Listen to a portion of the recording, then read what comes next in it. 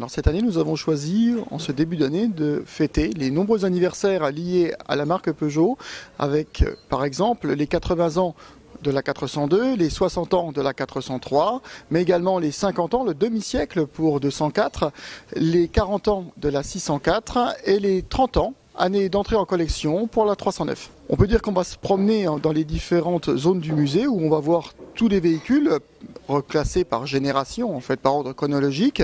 Et là, vous allez voir dans un peu tout le musée des petits panneaux qui vont vous indiquer les véhicules anniversaires. Tout au long de l'exposition, vous allez pouvoir observer les différents modèles qui fêtent leur anniversaire, près desquels on va pouvoir découvrir non seulement des photos, mais également des vidéos d'époque ou des montages photographiques pour retracer en fait l'histoire de ces différents modèles. Et en fin d'exposition, vers la sortie du musée, nous avons choisi de présenter tous ces véhicules rassemblés en un même point pour voir en fait toutes ces voitures anniversaires. Alors, via ces anniversaires, également, on peut voir toute l'évolution du style en près de 50 ans d'histoire automobile. On part de 402. 402, c'est l'arrivée de la ligne en fuseau sur Sochaux, avec ses formes bien particulières, très fluides, très aérodynamiques. Et puis on va jusqu'à 309, qui est une voiture bien plus carrée dans ses formes. C'était le goût de l'époque.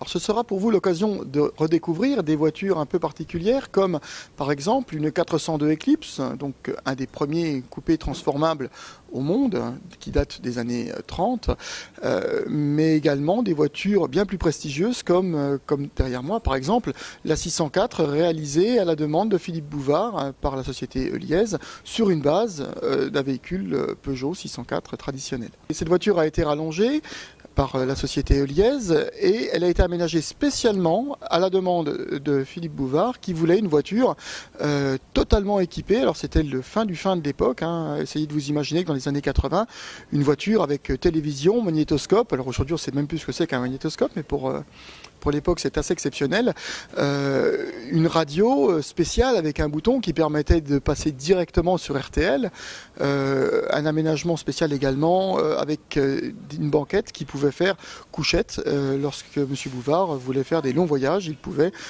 dormir dans son véhicule.